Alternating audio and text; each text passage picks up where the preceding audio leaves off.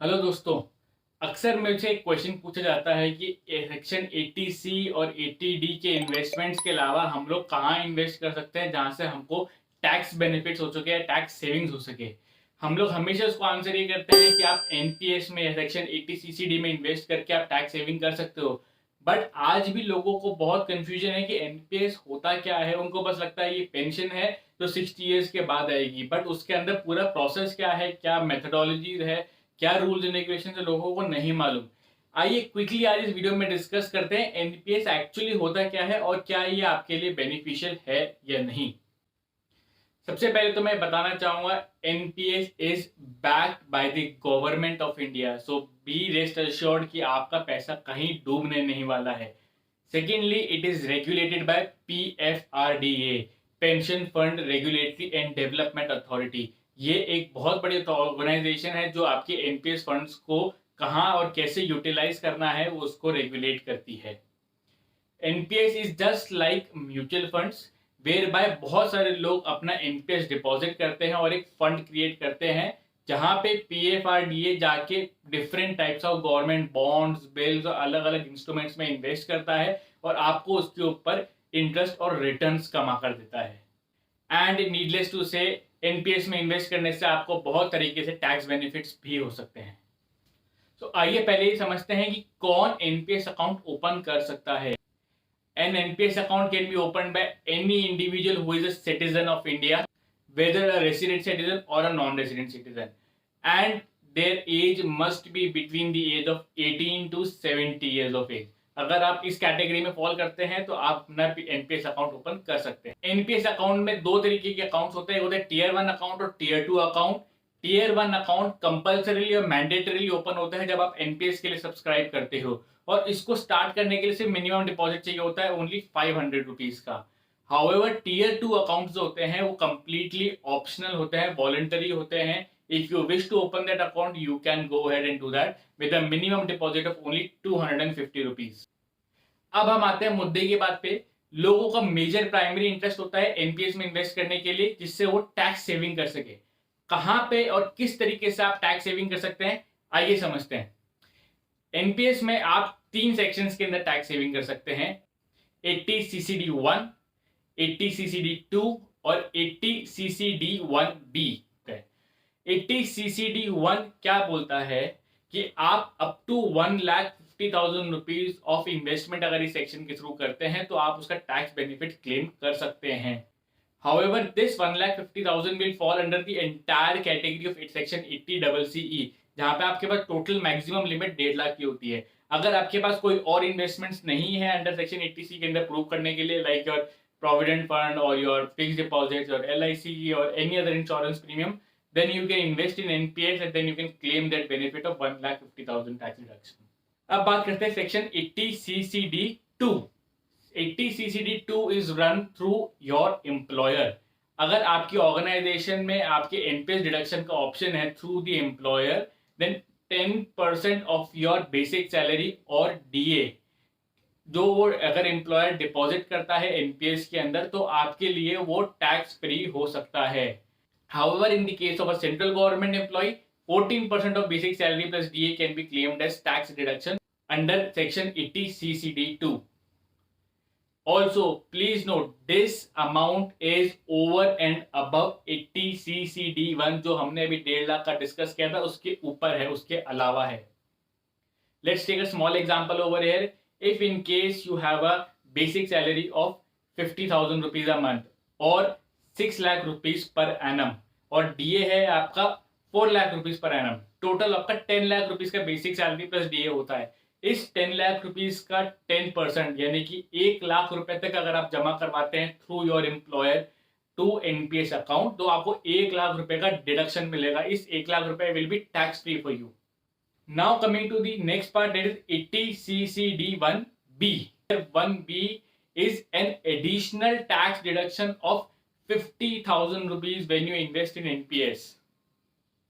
So over if I have to say 1.5 lakh रुपए 80CCD1 के अंदर, 50,000 रुपए 80CCD1B के अंदर और 10% of your basic salary under section 80CCD2 you can claim as tax benefit. ये सब तो बात हो गई जब हमने डिपॉजिट किया Tier 1 अकाउंट के अंदर। But what about Tier 2 account? Tier 2 account के अंदर अगर आप कुछ भी डिपॉजिट करते हो उसके ऊपर आपको कोई टैक्स बेनिफिट्स नहीं मिलते हैं। It is just like your regular savings account, उसके ऊपर आपको कुछ भी टैक्स बेनिफिट नहीं मिलता। सो आइए अब बात करते हैं withdrawal from your NPS Tier 1 account. If अगर आप Tier 1 अकाउंट से पैसे विड्रॉ करना चाहते हैं बिफोर मेच्योरिटी, यानी कि before 60 years of your age, तब उसके ऊपर क्या इम्प्लीकेशंस होंगे?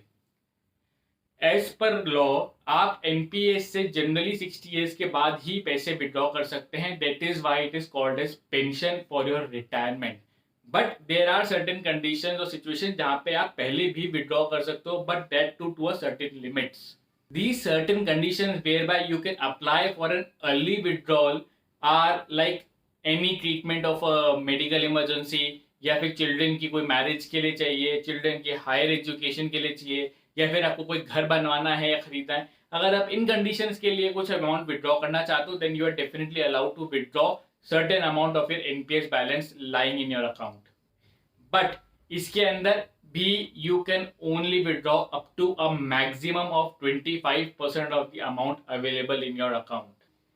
Also remember, to be eligible to withdraw amount before maturity, you must have made contributions to this account for a minimum of 3 years continuously, and दो withdrawals के बीच में, यानी कि 2 बार आप जब विड्रॉ करते हो उसके बीच में एटलीस्ट 5 साल का गैप होना मैंडेटरी है। अगर आप ये 2 कंडीशंस को सेटिस्फाई करते हैं, then definitely you can go and withdraw certain amount from your Tier 1 account. One more condition that you need to remember while withdrawing your amount from Tier 1 is that you can only withdraw 3 times of your entire subscription period. अगर आपका subscription period में आपने 30 years से वहां पे investment कर रहे हो, तो उसमें आप मैक्सिमम 3 बार ही विड्रॉ कर सकते हो। Now coming to situation withdrawing your amount after the maturity, that is after your retirement. यहाँ पे भी गवर्नमेंट ऑफ इंडिया ने बोला है कि आप after maturity 60% of the balance available in your corpus आप इजीली उसको विड्रॉ कर सकते हो। यानी कि अगर मान लीजिए आपके पास 10 लाख रुपए का कॉर्पस है, तो आप उसमें से 6 लाख रुपए एज अ लमसम अमाउंट वहां से आप विड्रॉ कर सकते हो, और बचा हुआ 40% दैट इज 4 लाख रुपीज आपको उसके लिए एन्युइटीज परचेज करनी पड़ेगी, जो हर महीने एज अ पेंशन आपके पास पेमेंट होता रहेगा। Remember, this is an NPS account and not a fix deposit और एलआईसी पॉलिसी जो आप एक साथ लमसम विड्रॉ कर सके। यहाँ पे पेंशन का आना बहुत जरूरी होता है, इसलिए जो 40% अमाउंट होल्ड किया गया है वो आप एज एन्युइटीज एज अ पेंशन आप अपने अकाउंट में हर महीने ले सकते हैं। हाउएवर, इफ इन केस आपका एनपीएस कॉर्पस ही अगर 2 लाख रुपए से कम है, देन आप एंटायर 2 लाख रुपीज को आप विड्रॉ कर सकते हो विदाउट एनी चैलेंजेस। अब बात करते हैं विड्रॉल फ्रॉम Tier 2 अकाउंट। हमने अभी डिस्कस किया Tier 2 accounts are completely voluntary. So आप इसमें से कभी भी चाहिए, चाहे बिफोर मेच्योरिटी आफ्टर मेच्योरिटी, आप कभी भी इसमें से अमाउंट विड्रॉ कर सकते हो। And remember, this amount that you are withdrawing is completely taxable. अगर इसमें आपने कोई भी इनकम अर्न की है, कोई भी अमाउंट विड्रॉ किया है, तो आपके लिए उसके ऊपर टैक्स लगेगा। अब मैं तीसरी बात करता हूँ कि यहाँ पे मैं पार्शियल विड्रॉल नहीं, अगर मेरे को एनपीएस अकाउंट ही क्लोज करना है कि प्रिज्यूमिंगली मैं आगे जाके उसमें कंट्रीब्यूट नहीं कर सकता, मैं उसको कंटिन्यू नहीं कर सकता, उस सिचुएशन में अगर मेरे को अकाउंट ही क्लोज करना है तो क्या होगा? अगर आपका corpus balance is less than 1 lakh rupee, then आप एंटायर अमाउंट वहां से विड्रॉ कर सकते हो। So in that scenario also, and that amount will be tax free. However, if the amount is above 1 lakh rupees, then उसमें से आप सिर्फ 20% ही अमाउंट विड्रॉ कर सकते हो। बैलेंस 80% को आपको एन्युइटीज में कन्वर्ट करना पड़ेगा। So what is the difference? अगर आप Tier 1 अकाउंट विड्रॉ कर रहे हो आफ्टर मेच्योर, तो 60% आपका विड्रॉ होता है और 40% एन्युइटी में जाता है। बट अगर आप बिफोर मेच्योरिटी ही विड्रॉ करके इसको क्लोज करना चाहते हो, तो 20% ही आपका विड्रॉ होगा और 80% को आपको एन्युइटीज में डालना पड़ेगा। And as we discuss, Tier 2 does not have any challenges. आप Tier 2 अकाउंट को अगर अर्ली क्लोजर भी करना चाहो, just like a normal savings bank account, you can do that. So दोस्तों, आई होप अब आपको थोड़ा सा आइडिया हुआ होगा what is NPS, why is NPS necessary, और आपको उससे क्या टैक्स बेनिफिट्स हो सकते हैं। सो Do let me know your thoughts in the comment section below, and if you like the content in the video, do not forget to press the like button and subscribe to my channel. Thank you so much.